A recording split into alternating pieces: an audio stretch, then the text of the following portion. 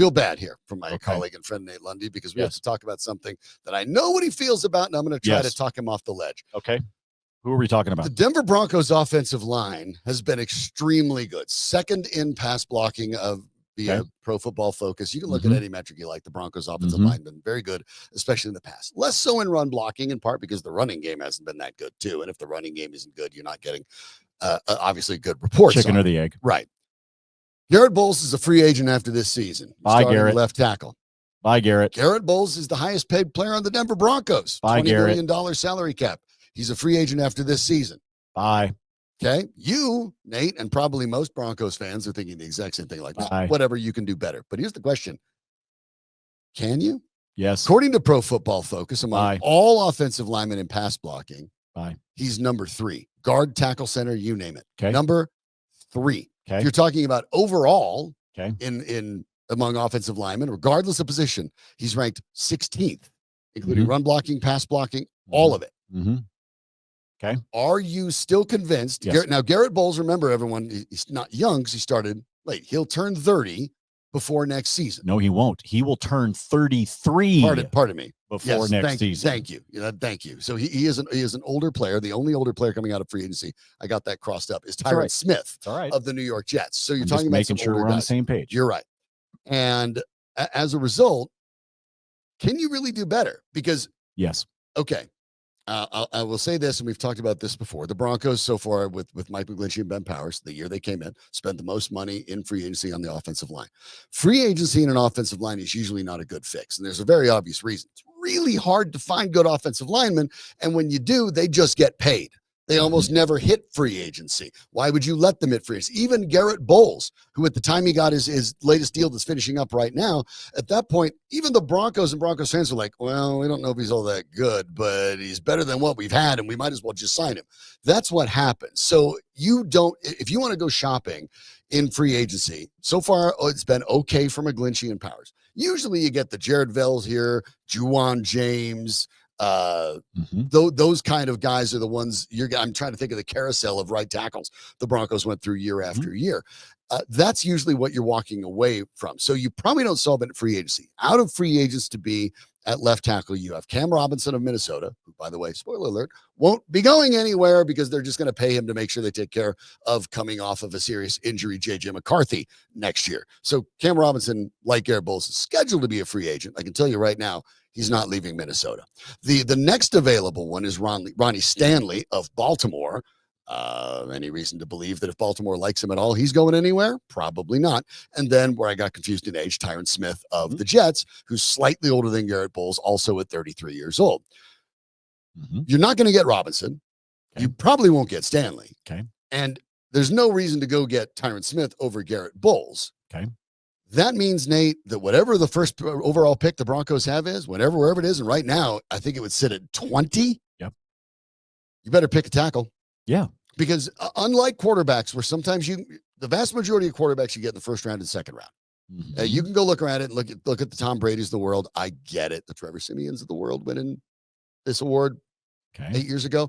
But if you want to go down and go look at the starting quarterbacks in the league, the ones that were expected to start. Yes, there's the occasional Brock Purdy, but by and large, first round, occasional second round. If you want a quarterback, you got to pick them high.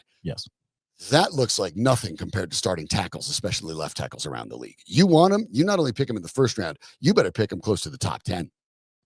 See, and here's where I'm going to disagree. First of all, I do not want a 33-year-old left tackle. Especially can't argue that. Especially for what you're going to have to pay him. The average age of an offensive lineman in the National Football League is 26. That's the average age. Is 26 years old. Is that that's a little higher among starters. It's a little higher among starters, but that's the average age. It's a lot younger than 33. Yes, it's a lot younger than 33. The other reason why is this team needs help in places, and in part we know that's going to come from getting out from under the Russell Wilson deal ultimately with what they'll have within the salary cap and things like that. I certainly do not want them to become hamstrung because they decide that they want to keep Garett Bolles around. If he wants to do a hometown discount because he just wants to stay, then so be it. I don't expect him to do that, nor do I expect his agent to be willing to do that. If he is, we could have a completely different conversation. But if you're going to have to overpay for him, in my opinion, then I don't think you want to do that for somebody who is 33 years old. As for the draft pick, the Broncos are sitting at 20 or 21 right now, right? Garett Bolles was pick number 20. And you found Garett Bolles at pick number 20. It's true. And he's held it down since. You didn't have to trade up. I mean, look, I would love to have crap. Now I'm going to forget his name, the tackle for LSU. I would love to have him. I'll take any tackle for LSU. Give me any of them. But he's going to go in the top 6 or top 7. Right. Is going to be my guess, unless something funky happens with, Shedeur and Travis and things like that, and you see some of these linemen fall. But you're not sitting on the ability, frankly, to trade up, nor do I think you have to. If you've got the right evaluation, and I know we've said this before, I said it earlier this week. I know that we've given George Paton a lot of grief because of the Russell Wilson deal, but pretty much most everything else he's done has worked. And I don't even really, and I guess I'll even push back on that because I've said that at the time and I've said it since. Even the Russell Wilson deal didn't work out. Okay. And that happens. It didn't work out because you decided to go get Sean Payton. But how many you people decided at Sean the Payton time, was more important? And it didn't help to get Nathaniel Hackett. But how many people at the time around the NFL were saying, wow, the Broncos are idiots? For the most part, there were a couple. They were mainly in Seattle, and they knew what they were getting into. But for the most part, most people around the league thought, wow, Denver made a bold move. Look, now they're back in the mix. Yeah. It backfired. It didn't work out. Sure. That happens. But you're right. One of the things I like about George Paton's draft strategy and the history in which he does, and let's compare it to the guy who was doing it prior to that, let's say John Elway. And there are different ways of doing this, and they both work. Look, John Elway has won a Super Bowl as a GM. I'm not going to take away from it, but Elway's strategy was to see if he can find every single draft pick might be a superstar. And so that sometimes that works. Sometimes you end up with the good players. Sometimes you end up with Carlos Henderson or Brendan Langley in the first 3 rounds. And if you're looking at that and going, who the heck are those guys? Precisely. And that's the risk. What George Paton has done, and it does seem to work with Sean Payton, is George Paton looks at it and says, what's the guy's floor? Is the floor that he can make our team right now this year, even if it's just in special teams? Will he make our team? I don't want washouts. I want guys who will make the team. Payton does an excellent job of that. Where their ceilings are, we'll see. But he does do that. And that's one of the arguments that I think you could make. You're talking about Will Campbell, by the way, of LSU, obviously, and he's phenomenal. There are other guys, Kelvin Banks out of Texas. I kept thinking Will, but there are other, but there are figure out the end of that name. Folks that you can get. Look, Nate, I'm actually inclined to agree with you because a lot of the people in mock draft said, "Oh, the Broncos will then spend that on a wide receiver." Here's why I wouldn't do that. That's what's out there. That's what I think our buddy Matt Miller has a wide receiver slotted to him. But you can find effective wide receivers in free agency. You can. What you can't find in free agency is starting tackles. Here's one of the things. Move on from Bolles. And again, I know you can, but again, if you did the draft right now, I double checked. If you did the draft right now, the Broncos would be picking 19. Okay, that's where they are. 19. You got Garett Bolles at 20. Mm-hmm. Part of the reason that I think some of this could work out is you always wonder a little bit with Jacksonville, who sits at number 1. Right. Okay, but right now, Tennessee at number 2 needs a quarterback. Cleveland at number 3 needs a quarterback. Mm-hmm. Giants at number 4 needs a quarterback. Vegas at number 5 needs a quarterback. Yep. New England at number 6 needs a quarterback. Well, yes, they do. Jets at number 7 need a quarterback, even though they're not going to be willing to admit it. Carolina at number 8. Like, look at the quarterback starved teams that are up there at the top. And the reason I bring that up is not because there are that many quarterbacks that are going to qualify to go in the top 8 picks. Right. But the more that happens, and not Will Campbell, as Sean just brought up, but the more that happens, the more the non-sexy guys, the dancing bears in the trenches, are still around by the time you get to 19. Yeah. And I know that it took Garett Bolles a little while. All right. I know that. Well, and they did have to drop him in on day 1. The guy's never been a backup for the Broncos. Yes. Ever.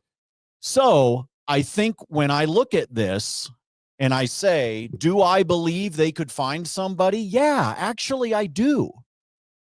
And so that is why I have said bye every time you mention his name. For the record, Nate, I'm inclined to agree with you. I don't think it would be a good investment for the Broncos, but it is. I mean, like I said, Will Campbell's going in the top probably 7. It is not a foregone conclusion, however, that the Broncos will immediately and easily be able to replace even Bolles' production, even with the drawbacks, because that's a hard position. In fact, I would argue it is right behind quarterback. It's the hardest position in the NFL to find. It is. It is, but at the same time, you've started to see some good things out of Bo. You're seeing some good decision making. You do have some other talented guys on that line. Because remember, we can talk about their ranking that you just did in PFF. It's not a tackle, but you're talking about a group of 5. Yeah, is how PFF is ranking it. I know where Garrett is on those lists and all contract going forward, except for Bolles. So you do have at least some consistency if you decided you brought in a rook. And again, if Garett Bolles and his representation were to say to George Paton, we will take a hometown discount, Garrett likes it here. He might. And that's a possibility. And if he does that, my opinion completely changes. But I do not want to watch them overpay for a guy that will be 33 at the end of May. Yeah. Not gonna. I do not support that. I would rather go young and take my chances. And I'm going to put some faith into George Paton and Sean Payton in what they see out on the field. It will be fascinating to see what the Broncos do. The more success they have and the more success Bo Nix has, the more this discussion is going to come up, because none of that happens without the performance. And by the way, with Jacksonville currently holding the number 1 overall pick, it is why trade up for King's ransom. It's not just that. Trade for whatever they want. If they don't, Shad Khan drafts Travis Hunter. Yeah. Watch it happen. Oh, I agree with that. If Jacksonville keeps it, but I don't know. If they keep it, Travis Hunter is your number 1 overall pick. Dirty secret in the NFL draft that's become in play over the last few years is there are really 2 drafts. There's the quarterback draft in the first 10 picks, and then there's the rest of the draft. But then again, to Nate's point, that means the value. Anyway, I've rambled on enough about this. We got other stuff to do. Nate's point, the value may very well be all of a sudden that 10 to 20 is the new. Well, I'm saying 3 to 13. I'm just right? Like I said, just remember. Who knows? You found Garett Bolles at number 20. That's right. They did. So we'll have a chance to talk about this, obviously, of course, as the week goes along. We'll